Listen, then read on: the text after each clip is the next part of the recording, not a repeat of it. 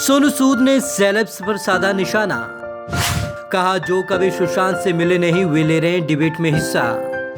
सुशांत की मौत का पर्सनल फायदे के लिए कर रहे इस्तेमाल। किसकी तरफ था सोनू सूद का इशारा? कहीं कंगना तो नहीं सोनू के निशाने पर?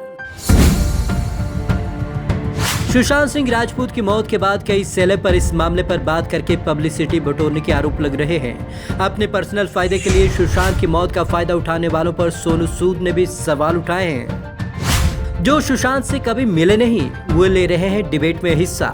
एक टीवी चैनल को दिए गए इंटरव्यू में सोनू ने कहा कि कई लोग सुशांत की मौत का फायदा उठाने की कोशिश कर रहे हैं, जो कि बेहद दुर्भाग्यपूर्ण है। पटना में रह रहे उनके परिवार के बारे में एक बार सोचिए, वो किस दर्द से गुजर रहे होंगे। जो लोग जिंदगी में सुशांत से कभी नहीं मिले वो अब डिबेट में हिस्सा ले रहे हैं, ये ठीक नहीं है। सोनू सूद ने साधा कंगना पर निशाना।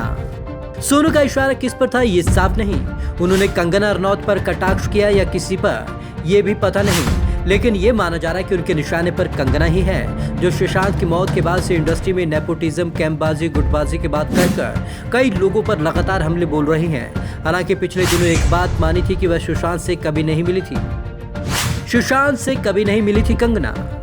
कंगना ने एक इंटरव्यू में कहा था कि वे और सुशांत कभी नहीं मिले, लेकिन दोनों हमेशा क्लोज थे।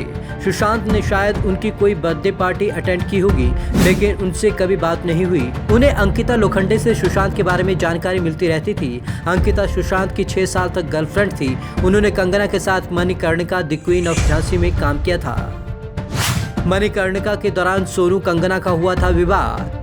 सोनू की कंगना पर निशाना साधने की एक वजह मणिकर्णिका की शूटिंग के दौरान कंगना से हुए उनके विवाद को भी माना जा रहा है। दरअसल Manikarnika the queen of Jhansi में पहले सोनू सूद भी काम कर रहे थे, लेकिन उन्होंने फिल्म बीच में छोड़ दी।